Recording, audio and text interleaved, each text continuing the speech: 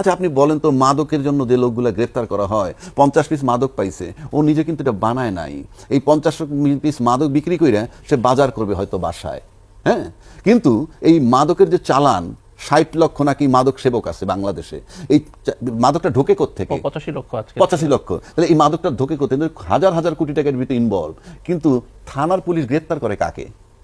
ওই রাস্তায় যে রাস্তায়। এই জন্য আমার এত বড় পুলিশ বাহিনী। এই জন্য বলছি তাদের মেধার কাছে পরাজিত। আমার একটা বাউন্ডারি আছে, এই যে একটা বাউন্ডারি, এই বাউন্ডারির ভিতর দিয়ে ঢুকতে হবে। সেখানে আমার তো বিজিবি আছে। আসমান দিয়ে কিন্তু আসে না মাদক, এয়ারক্রাফটে আসে না, আসি এটা নৌপথ সড়কপথ দিয়ে। তো সেখানে তো আমার বিজিবি আছে, এক।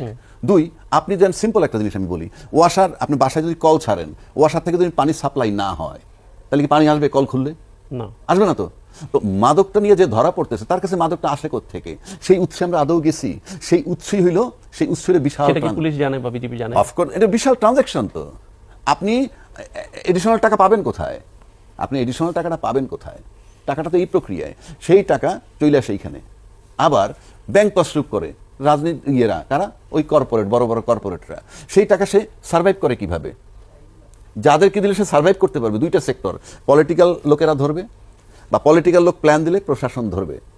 এই পলিটিক্যাল লোক আর প্রশাসন যদি ম্যানেজড হয়ে যায়, তাহলে তারা বহাল তবিয়তে, তাই আপনি দেখেন না কর্পোরেটগুলোর নাম, এই কর্পোরেটগুলো সবসময় বহাল তবিয়তে। তাহলে আমার প্রশ্ন, মাদকের জন্য যারা ধরেন, আর্মসের জন্য যারা ধরেন, কেউ কেউ বলতেছে যে যারা কি আজকে স্বরাষ্ট্রমন্ত্রীর বক্তব্য দেখলাম যে মাদকের জন্য যারা ধরতে যায়, নার্কোটিক্স বিভাগ, তাদের অস্ত্র থাকে না বিধে অনেক সময় তারা ধরতে পারে না, এবং তাদের নিজস্ব কাস্টডি নাই।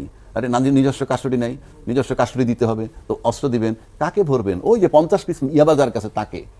কিন্তু তার কাছে আসলো থেকে, এই আলোচনা কোনোদিন হবে না। তার মানে হলো এই সিস্টেমে চলতে থাকবে। আর এই সিস্টেম ব্রেক করার জন্য এই যে গত 8 মাস আজকে যারা রাজনীতিবিদরা দৌড়াদৌড়ি করছেন, যেটা সবাই আমরা একমত, এখন মতো এক চুল পরিবর্তন হয় না এই সংস্কারের নামে, ওই বহাল তবিয়তে আসি।